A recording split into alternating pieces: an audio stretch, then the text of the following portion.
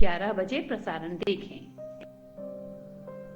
नमस्कार बच्चों, मैं संजय श्रीवास्तव, उच्च माध्यमिक शिक्षक रसायन शास्त्र, शासकीय उत्कृष्ट उच्चतर माध्यमिक विद्यालय नसरुल्लागंज, जिला सीहोर से। आज हम पुनः उपस्थित हैं अल्कोहल, फिनॉल एवं ईथर अर्थात कक्षा 12 के एकक 11 के अंतिम भाग में, जिसमें हम यह जानने की कोशिश करेंगे कि कक्षा 12वीं की परीक्षा की दृष्टि से माध्यमिक शिक्षा मंडल द्वारा जो महत्वपूर्ण प्रश्न माने जाते हैं उन पर हम पुनः एक बार अवलोकन करेंगे, अभ्यास करेंगे। तो आइए हम चलते हैं अल्कोहल, फिनॉल एवं ईथर पर। अल्कोहल, फिनॉल एवं ईथर की महत्वपूर्ण अभिक्रियाएं जिन्हें हम अभ्यास करेंगे, जिनका हम बार बार अभ्यास करेंगे, लिखकर देखेंगे। तो मेरा आपसे अनुरोध है कि आप सभी अपने घरों में रहकर स्वस्थ हैं, सुरक्षित हैं और साथ ही अपने अध्ययन अध्यापन का कार्य निरंतरता की ओर ले जा रहे हैं। तो पहली अभिक्रिया इसमें हम जानेंगे ग्रिग्नार्ड अभिकर्मक से अल्कोहल का निर्माण। दूसरी महत्वपूर्ण अभिक्रिया अल्कोहल विभेद की विक्टर मेयर विधि, जो सामान्यतः कक्षा 12वीं के लिए अत्यंत महत्वपूर्ण मानी जाती है। तीसरी सेंडमेयर अभिक्रिया। यह अभिक्रिया अल्कोहल, यह अभिक्रिया फिनॉल, यह अभिक्रिया विभिन्न संदर्भों में पूछी जाती है, अतः हम इसका भी अभ्यास करेंगे।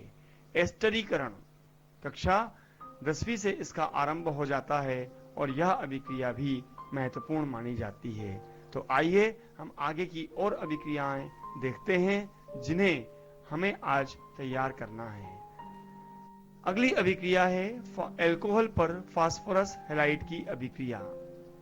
अल्कोहल पर फास्फोरस हैलाइड की अभिक्रिया भी महत्वपूर्ण प्रश्न माना जाता है, जो किसी न किसी रूप में 1 अंक से 3 अंक तक पूछा जा सकता है।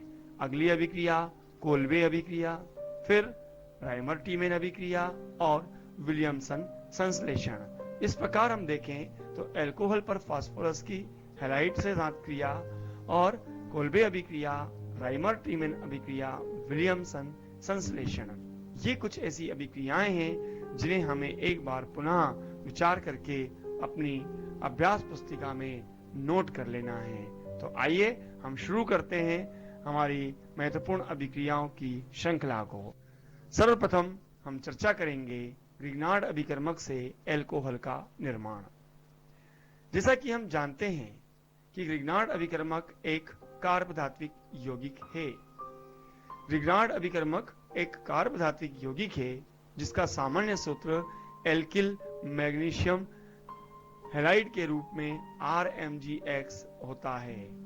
R यहाँ पर एल्किल समूह को, मैग्नीशियम धातु को और X हैलोजन परमाणु को व्यक्त करता है। यह एक ऐसा अभिकर्मक है जिससे कार्बनिक रसायन विज्ञान में अनेक यौगिकों का निर्माण किया जा सकता है। इस महत्वपूर्ण अभिकर्मक से अल्कोहल का निर्माण अलग अलग तरीके से करके विभिन्न प्रकार के प्राथमिक, द्वितीयक और तृतीयक अल्कोहल प्राप्त किए जा सकते हैं। सर्वप्रथम हम चर्चा करते हैं फॉर्मेल्डिहाइड। यह फॉर्मेल्डिहाइड जब ग्रिग्नार्ड अभिकर्मक से अभिक्रिया करके एक माध्यमिक यौगिक बनाता है तो यहां पर R और Mg के बीच CH2O समूह विस्थापित हो जाता है। फलस्वरूप यह अणु अस्थायी है जो शीघ्रता के साथ जल अपघटित होकर प्राथमिक अल्कोहल देता है। अर्थात हमें यह मानना है, हमें यह समझना चाहिए कि जब किसी अभिकारक से ग्रिग्नार्ड अभिकर्मक की अभिक्रिया कराई जाती है तो एक माध्यमिक यौगिक बनता है जो जल अपघटन के उपरांत उत्पाद में बदल जाता है और मैग्नीशियम के साथ हैलोजन परमाणु और हाइड्रोक्साइड परमाणु या आयन जुड़ जाते हैं। अब हम देखें कि जब हम फॉर्मेल्डिहाइड की क्रिया एल्किल मैग्नीशियम हैलाइड के साथ करते हैं तो प्राथमिक अल्कोहल RCH2OH, जिसका सामान्य सूत्र होता है, बनता है। ठीक इसी प्रकार जब हम फॉर्मेल्डिहाइड के अतिरिक्त कोई अन्य एल्डिहाइड लेते हैं जिसे हम RCHO से व्यक्त करते हैं, तो एल्डिहाइडिक समूह CHO और एल्किल मूलक R यदि किसी विग्नाड अभिकर्मक के अन्य एल्किल मूलक के साथ योगात्मक यौगिक बनाता है तो एक माध्यमिक यौगिक बनता है। यह माध्यमिक यौगिक जल अपघटन के द्वारा द्वितीयक अल्कोहल का निर्माण करता है, अर्थात इस प्रकार बने यौगिक में द्वितीयक अल्कोहल बनते हैं। यह प्रश्न में एक अंक का भी पूछा जाता है। क्या होता है जब एसिटाल्डिहाइड को विग्नाड अभिकर्मक के साथ अभिकृत किया जाता है? आप इस प्रश्न को अलग अलग तरीके से अभ्यास करने का प्रयास करें। और अंत में तीसरी विधि में कीटोन पर जब हम विग्नाड अभिकर्मक की क्रिया कराते हैं तो कीटोन विग्नाड अभिकर्मक के साथ एक योगात्मक यौगिक बनाता है, जैसा कि समीकरण में दिखाई दे रहा है, जो तुरंत जल अपघटित होकर तृतीयक अल्कोहल में रूपांतरित हो जाता है। अतः यहाँ पर ध्यान देने योग्य बात यह है कि प्राथमिक अल्कोहल बनाने के लिए विग्नाड अभिकर्मक पर फॉर्मेल्डिहाइड की क्रिया होती है, जबकि द्वितीयक अल्कोहल बनाने के लिए एसिटाल्डिहाइड या अन्य एल्डिहाइड पर विग्नाड अभिकर्मक की क्रिया करवाई जाती है। और कीटोन अर्थात एसीटोन या अन्य प्रकार के कीटोन की विग्नाड अभिकर्मक के साथ क्रिया कराने पर तृतीयक अल्कोहल प्राप्त होते हैं। अब अगली विधि है अल्कोहल विभेद की विक्टर मेयर विधि। जैसा कि हमने पूर्व के वीडियोस में आपसे विचार किया, आपसे बात की थी, आज पुनः इसको हम देखते हैं कि प्राथमिक अल्कोहल द्वितीयक अल्कोहल एवं तृतीयक अल्कोहल को विभेद करने की इस विधि में अग्रांकित पद प्रयुक्त होते हैं। प्रथम पद में सर्वप्रथम 3 परख नली में अलग अलग अल्कोहल को लेते हैं जो हमें ज्ञात नहीं है कि कौन सा प्राथमिक है, कौन सा द्वितीयक है या कौन सा तृतीयक है। द्वितीय पद में तीनों परख नली में फास्फोरस की उपस्थिति में आयोडीन मिलाते हैं, जिसके फलस्वरूप एल्किल आयोडाइड बनते हैं। जबकि तृतीय पद में इस मिश्रण में सिल्वर नाइट्राइट का विलयन मिलाया जाता है, जिसके फलस्वरूप एल्किल नाइट्राइट प्राप्त होते हैं। यह अभिक्रिया तीनों परख नली में एक समान देखने को मिलती है। अल्कोहल विभेद की इस विधि के चतुर्थ पद में हम देखें कि प्रत्येक परख नली में हम नाइट्रस अम्ल HNO2 की कुछ बूंदें मिलाकर अवलोकन करते हैं। और अंतिम तथा पंचपद में हम देखते हैं कि इस अभिक्रिया में परख नली के सिरे से बहुत थोड़ा सा सोडियम हाइड्रोक्साइड का क्षारीय विलयन मिलाने पर अलग अलग रंग प्राप्त होते हैं।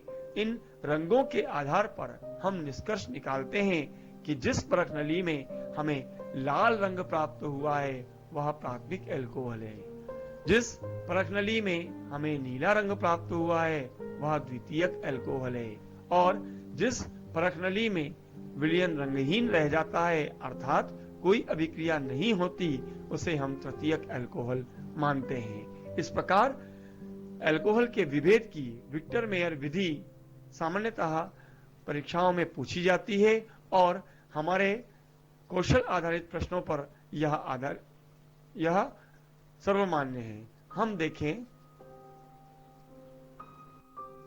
कि अल्कोहल विभेद की विक्टर मेयर विधि में कौन कौन सी रासायनिक समीकरण संलग्न होती है। जैसा कि इस अभिक्रिया में दिखाया गया है, प्राथमिक अल्कोहल, द्वितीयक अल्कोहल, तृतीयक अल्कोहल। प्रथम पद में फास्फोरस के साथ आयोडीन की क्रिया कराने पर एल्किल आयोडाइड और एल्किल आयोडाइड अर्थात प्राथमिक एल्किल आयोडाइड, द्वितीयक एल्किल आयोडाइड और तृतीयक एल्किल आयोडाइड प्राप्त होते हैं। ठीक इसी प्रकार नाइट्रस अम्ल की क्रिया कराने पर हम देखते हैं कि सिल्वर नाइट्राइट से प्राप्त यौगिक जो प्राथमिक नाइट्राइट द्वितीयक नाइट्राइट और तृतीयक नाइट्राइट कहते हैं, अर्थात प्राथमिक नाइट्रोएल्केन, द्वितीयक नाइट्रोएल्केन और तृतीयक नाइट्रोएल्केन के साथ नाइट्रस अम्ल की क्रिया से प्राप्त रंगों का अवलोकन करते हैं।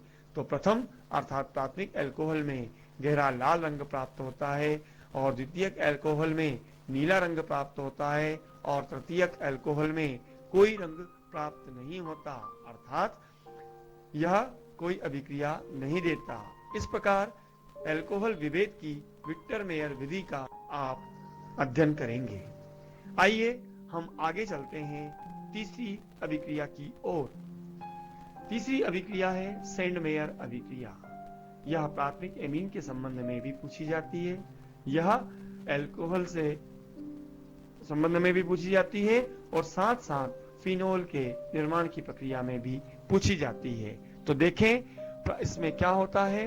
प्राथमिक एरोमेटिक एमीन की न्यून ताप से अभिप्राय यहाँ पर 0 से 5 डिग्री सेल्सियस या 273 से 278 केल्विन ताप को माना जाता है। न्यून ताप पर नाइट्रस अम्ल के साथ अभिक्रिया कराने पर डायएजोनियम लवण बनते हैं। डायएजोनियम लवण जल के साथ गर्म करने पर अपघटित होकर फिनोल बनाते हैं।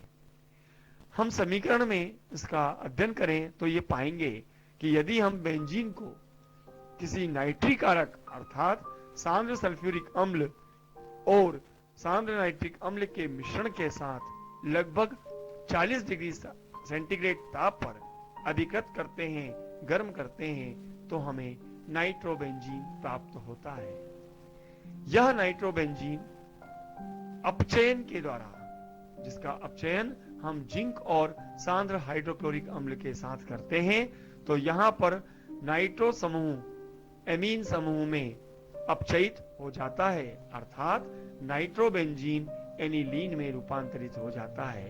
इस प्रकार प्राप्त एनिलीन या प्राथमिक एमीन की जब हम न्यून ताप पर सांद्र HCl की उपस्थिति में और सोडियम नाइट्राइड के साथ अभिक्रिया करते हैं तो यहां पर डायएजोनियम लवण बनते हैं, जैसा कि समीकरण में दिखाई दे रहा है। यह बेंजीन डायएजोनियम क्लोराइड कहलाता है।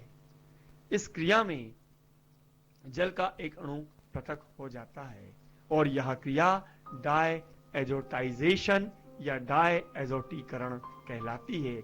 इस पद को डायएजोटीकरण कहते हैं क्योंकि यहाँ पर डायएजोनियम लवण का निर्माण होता है। तत्पश्चात जब डायएजोनियम लवण में जल के द्वारा लगभग 10 डिग्री सेल्सियस ताप पर जल अपघटन की क्रिया कराई जाती है तो नाइट्रोजन गैस मुक्त होती है, हाइड्रोजन क्लोराइड गैस निकल जाती है और अंत में फिनोल प्राप्त होता है। इस प्रकार सेंड मेयर अभिक्रिया की संपूर्ण क्रिया विधि में यदि हम विस्तार से देखें तो 4 पद सम्मिलित होते हैं। अगली अभिक्रिया एस्टरीकरण। जैसा कि आपको ज्ञात है, कक्षा 10वीं के कार्बन के यौगिक के अध्याय में आपने इसे जरूर देखा होगा। यह अभिक्रिया एस्टरीकरण क्या है, आइए देखते हैं। जब अल्कोहल को कार्बोक्सिलिक अम्ल के साथ सांद्र सल्फ्यूरिक अम्ल की उपस्थिति में धीरे धीरे गर्म किया जाता है तो फलों के समान गंध वाले एस्टर प्राप्त होते हैं। यह अभिक्रिया एस्टरीकरण कहलाती है। आप अपनी जानकारी के लिए यह जानें कि बाजार में हम विभिन्न खाद्य पदार्थों में जिन गंध का या गंध देने वाले पदार्थों का उपयोग करते हैं वे एस्टर कहलाते हैं और वे एस्टर सामान्यतः अम्ल और अल्कोहल के संयोग से बने हुए यौगिक हैं जिनमें क्रियात्मक समूह बंध COO बंध अर्थात कार्बोक्सिलेट या हम कह सकते हैं कार्बोक्सिल समूह पाया जाता है, एस्टर समूह पाया जाता है। हम देखें यह एसिटिक अम्ल जो एक कार्बोक्सिलिक अम्ल है, यह एथिल अल्कोहल जो अल्कोहल है। अल्कोहल और एसिटिक अम्ल के संयोग से यह क्रिया एस्टरीकरण कहलाती है। इसमें हम किसी निर्जलीकारक जैसे H2SO4 या सल्फ्यूरिक अम्ल का उपयोग करते हैं, जो निर्जलीकारक के द्वारा की भांति व्यवहार करता है और अभिक्रिया में बने जल के अणु को अवशोषित कर लेता है। जल के अवशोषण से यह अभिक्रिया उत्क्रमणीयता को खो देती है, अर्थात विपरीत दिशा में नहीं होती। इस प्रकार प्राप्त एथाइल एसीटेट या एस्टर प्राप्त होते हैं, जिसमें फल के समान गंध प्राप्त होती है, महसूस की जाती है। अतः कक्षा 10वीं और 12वीं दोनों ही स्तर पर एस्टरीकरण की अभिक्रिया सामान्यतः पूछी जाती है। आइए हम आगे 5वीं अभिक्रिया पर विचार करते हैं। एल्कोहल पर फास्फोरस हैलाइड की क्रिया। एल्कोहल पर फास्फोरस ट्राइक्लोराइड या फास्फोरस पेंटाक्लोराइड की अभिक्रिया से एल्किल क्लोराइड प्राप्त होते हैं। एल्कोहल पर PCl3 या PBr3 यहां पर X क्लोराइड और ब्रोमाइड को संकेत कर रहा है, तो यहां 3 अणु अल्कोहल के लेने से फास्फोरस ट्राइक्लोराइड या फास्फोरस ट्राइब्रोमाइड के साथ तदनुरूप एल्किल हैलाइड बनता है तथा साथ ही H3PO3 अर्थात आर्थोफॉस्फोरिक अम्ल का निर्माण होता है। यह क्रिया एक अंक में सामान्यतः पूछी जाती है।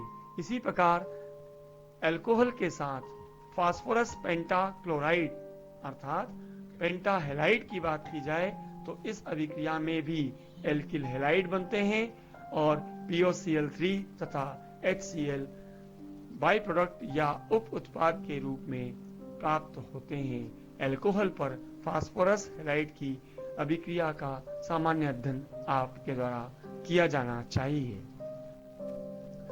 आगे बढ़ते हैं अगली अभिक्रिया की ओर, कोल्बे अभिक्रिया। कोल्बे अभिक्रिया फिनोल की महत्वपूर्ण अभिक्रिया है, जिसमें फिनोल को सोडियम हाइड्रोक्साइड के साथ अभिकृत करने पर बना फिनोक्साइड आयन फिनोल की अपेक्षा इलेक्ट्रॉन स्नेही एरोमेटिक प्रतिस्थापन अभिक्रिया के प्रति अधिक क्रियाशील होता है। अतः यह CO2 जैसे कार्बन डाइऑक्साइड जैसे दुर्बल इलेक्ट्रॉन स्नेही के साथ इलेक्ट्रॉन स्नेही प्रतिस्थापन अभिक्रिया करता है, जिसके फलस्वरूप ऑर्थोहाइड्रोक्सी बेंजोइक अम्ल सैलिसिलिक अम्ल बनता है। देखें रासायनिक अभिक्रिया की ओर।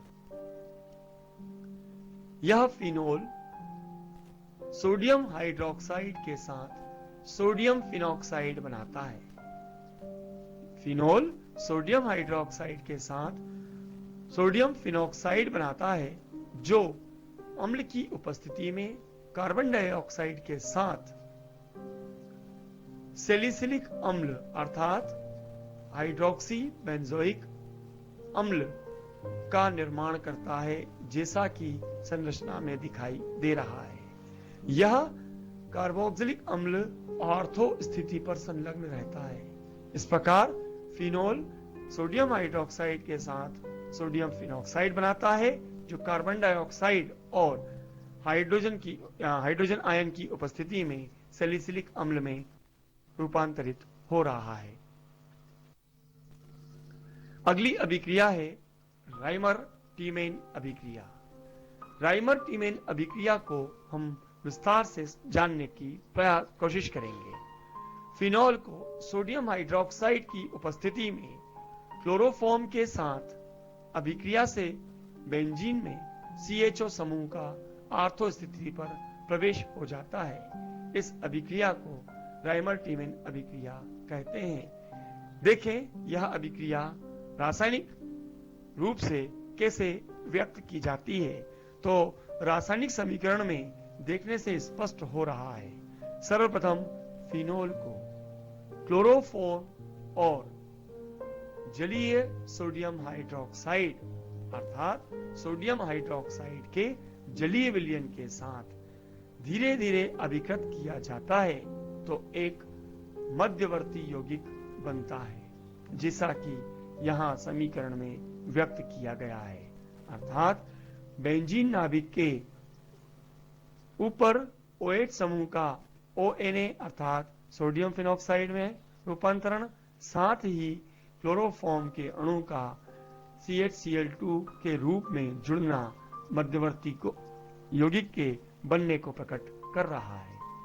जब यह क्रिया आगे बढ़ती है तो यह पुनः सोडियम हाइड्रोक्साइड के एक अन्य अणु के साथ अभिक्रिया करता है और फलस्वरूप क्लोराइड परमाणु NaCl के रूप में पृथक हो जाते हैं और सोडियम फिनॉक्साइड के साथ आर्थो स्थिति पर बेंजल्डिहाइड की स्थिति पैदा होती है, अर्थात एल्डिहाइड समूह संलग्न हो जाता है, जिससे अम्ल की क्रिया कराने पर अर्थात अम्लीकृत करने पर सेलिसल्डिहाइड या ortho hydroxy benzaldehyde, ortho hydroxy benzaldehyde या सेलिसल्डिहाइड प्राप्त होता है। इस प्रकार वीमर टीमन अभिक्रिया का आप विस्तार से जानने की कोशिश करें। अपनी अभ्यास पुस्तिका में इसको लिखने का अभ्यास करें, क्योंकि कहते हैं रसायन शास्त्र का आधार ही अभ्यास है।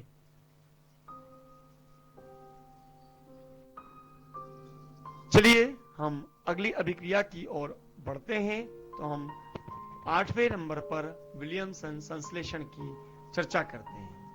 विलियमसन संश्लेषण ईथर को बनाने की एक महत्वपूर्ण विधि है। इस विधि के द्वारा सममित एवं असममित ईथर दोनों को ही बनाया जा सकता है। यह सममित एवं असममित ईथर को बनाने की एक महत्वपूर्ण प्रयोगशाला विधि है। इस विधि में एल्किल हैलाइड की सोडियम एल्कोक्साइड के साथ अभिक्रिया कराई जाती है। जाने सोडियम एल्कोक्साइड क्या होता है।